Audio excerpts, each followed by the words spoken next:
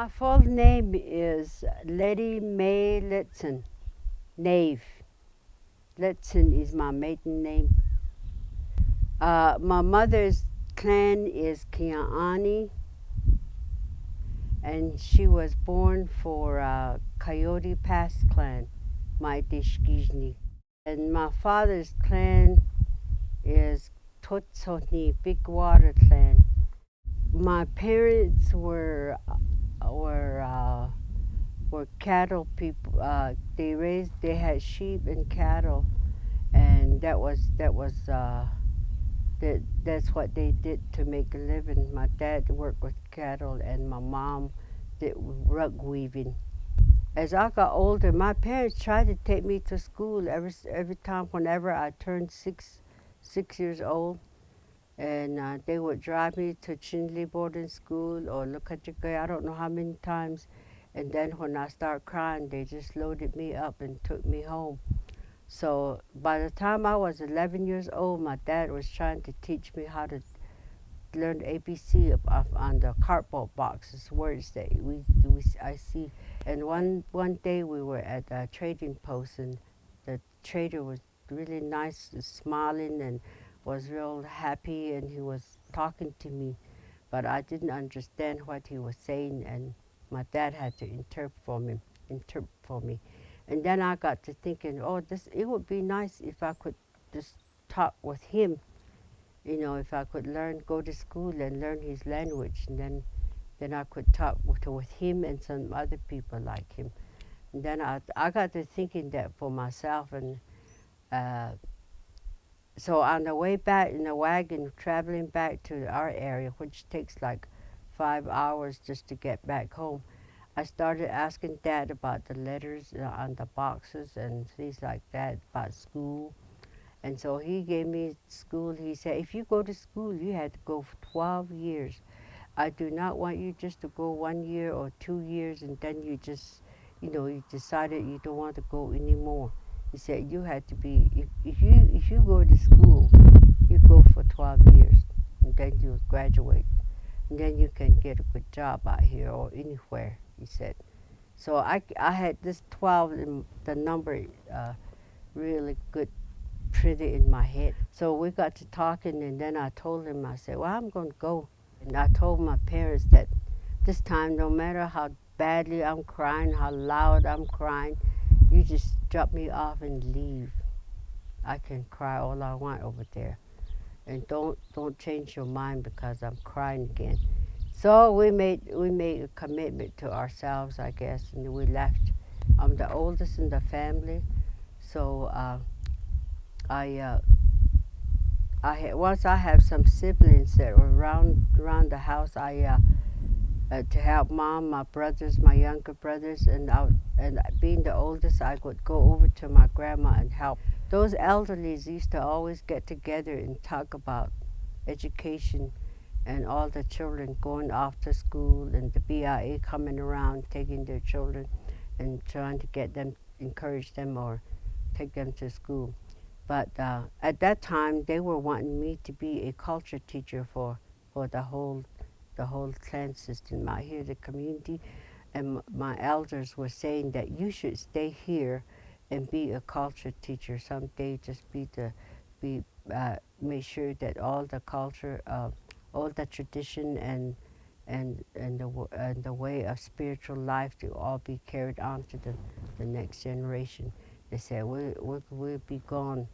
Somebody has to go on with our culture, and they would say that to me, and I just thought about it. I didn't know, but I mean they were talking about every family, every so many family from somehow there should be a plan as a tribe.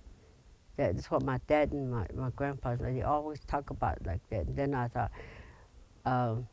So if we don't do that, our culture and our language is going to be gone before we know it.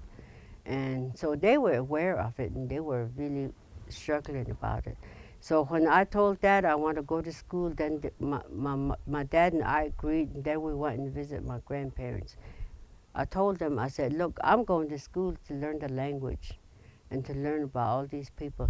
But I am not going to go to school to just forget my language and to forget the way, what you guys taught us in the home, and the meaning of all that stuff.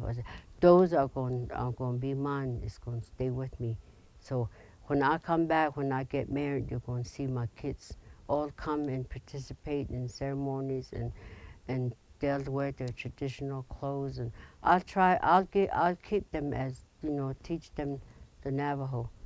So I made that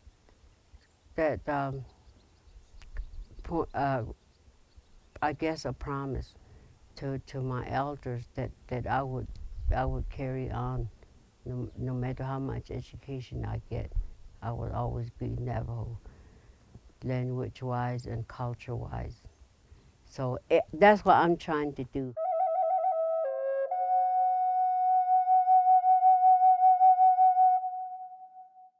Like we had met in passing several times before we ever really met. And here she knew the same people I knew, you know, small world. And we just kind of come together, I guess you could say. Just hit it off.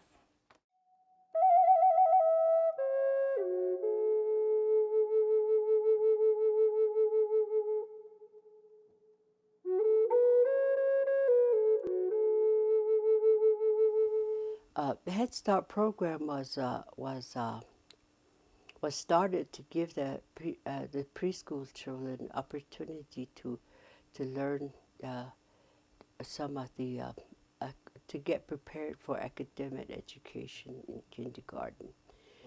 Everybody was new in the Head Start Center, and we were trying to gather all of our supplies and stuff. And they didn't give you everything. You had to go get whatever you need to have your classes. Well, it's a good program. It's urgently needed. A lot more is needed here on the reservation in the way of education. Head Start programs are good for introducing these young kids to education and trying to develop their brains while they're real young, which is hard to do when you have so many obstacles in the way.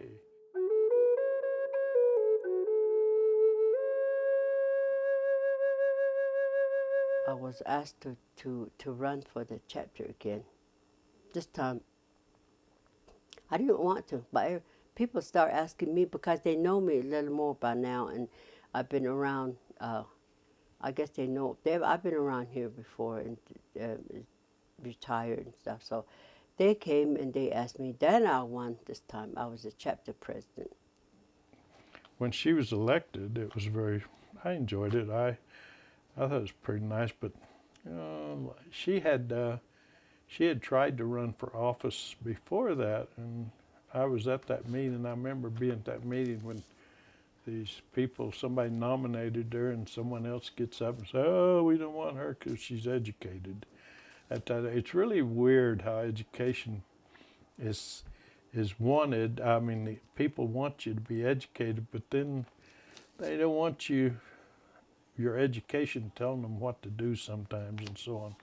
As a chapter president, I met more people, got to know more of my local people, and we try to do everything we can. But it's very difficult to do it out here with no money. I mean, money is very limited, and you can't get things done unless you have the money.